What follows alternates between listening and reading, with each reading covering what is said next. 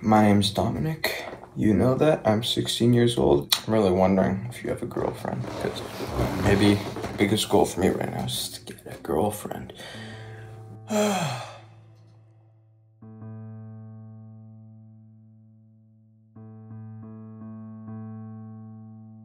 The weeks or even months, a little bit leading to the breakup, I kind of felt horrible about myself and the relationship. After we broke up, part of me was relieved, like, oh my God, I don't have this girlfriend figure that I don't feel very good with.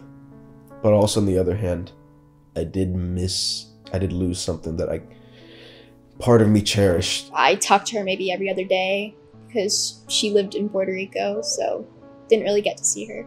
I felt that I was putting in a lot more effort than she was in the relationship, and it didn't feel reciprocated or at times even appreciated, and she had not even tried to get in contact with me. So after that point, I decided that I know where my heart was, but obviously she's not in it. I had done everything possible to save the marriage, and it wasn't going to be repaired, and I didn't want to spend the rest of my life being lonely, being miserable, and I needed to make some changes in my life so that I could be happy again. She did a lot of bad things that I didn't like. Her friends didn't like me. Her friends didn't like me a lot. The fact that she was from Puerto Rico, not thinking that she had to go back. She was kind of a complainer. There are just some women out there who are not the best kind of people for you. Of course, these things would still be there throughout the whole relationship. And since I was so in love, I didn't think twice about it. What happens sometimes is you grow apart, and I was married for close to 20 years, and people change over time. And so that became more evident as time went by. I put way more effort than she did, and it's like I wasted 6 months of my time. Sometimes, occasionally, yes, I would be a little bit selfish in saying, and I wanted to always kind of talk to her and be with her, but I also didn't take into account that we have our own two separate lives. I would not go back in time and make changes. Things happen for a reason, and we became different people, and you can't force somebody to love you. What about you? Do you have a girlfriend? Are you in love?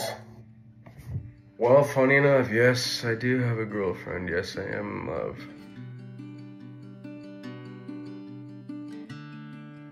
We've been dating almost 3 months. We've been dating for almost 3 years.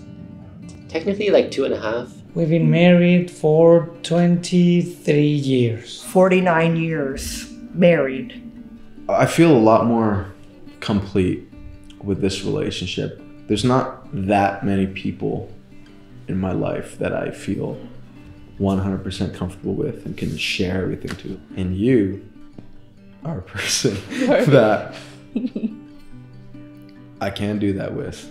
We do everything together. Like, yes, we we're long call distance, every single day. yeah. Like some people. I wake her up from her naps, okay? Like she tells me I'm gonna take a nap, and call me like in an hour, and then so I wait an hour and then I call her to wake her up. And then she tells me she wants to keep sleeping, and so I'm like, okay. He's a very good person. He cares for us. He works hard for us. See, I love that she's very determined. She's self-assured. She cares about us. The thing I love most about my husband is, can I say this on camera? Yeah, can I? His butt. Yes, that is the thing. It is determination, compromise. It's not just something that you think it's gonna last for a few days. You know, it's gonna be forever. As you get older, you tend to care about each other more in different ways because you're older and you know your faults and you know illnesses, or when you're down, you can kind of hone in on the perception you have about that other person that you've been with so many years. Sometimes you say some inappropriate things at very inappropriate times. Do you have any examples? Not on camera. You don't get as excited as I do about certain things. So it feels like when we're out eating food and I'm like, oh my gosh, this is so good. What do you think? And you're like, yeah, it's good. Exactly. Yeah. Well, maybe I will say that maybe his driving can be a little difficult. His snoring. I mean, if I have an issue with you, usually it's like I tell you, and then we get it cleared up in like less than 5 minutes. So We're cheat like that. yeah. We don't have arguments too often.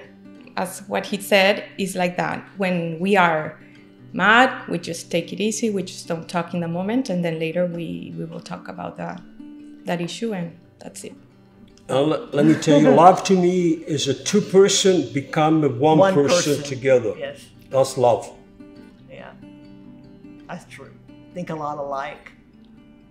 Take care of each other. Take care of our families.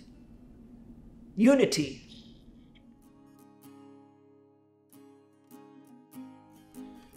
I think what makes a failed romantic relationship is people who are drastically different. From some of my experience, like sense of humor, for example. If you have a drastically different sense of humor, you're kind of setting yourself up for failure. Either one of you just don't like the relationship anymore. Having a lack of maturity. When people don't talk about something immediately after it happens. If you have weak communication. Not taking the time to listen and not realizing that any relationship is two people. So there's not always your way. You have to always find a middle ground. And a successful relationship is one where you love each other enough for who you really are, and that you're willing to work through everything together and know that in the end, that's the person you want to be with. Express your love and your appreciation for your partner, to really remind them why you're in the relationship in the first place, that you guys love each other. Sometimes it's just about living the moment. What's going on at that point, just enjoy it. Sometimes you need to give up a little bit. You're going to be flexible on whatever decision or whatever expectation or whatever that day bring you. You have to be flexible, having an open mind. And have no regrets. I hope you're loved by someone. That's what I want.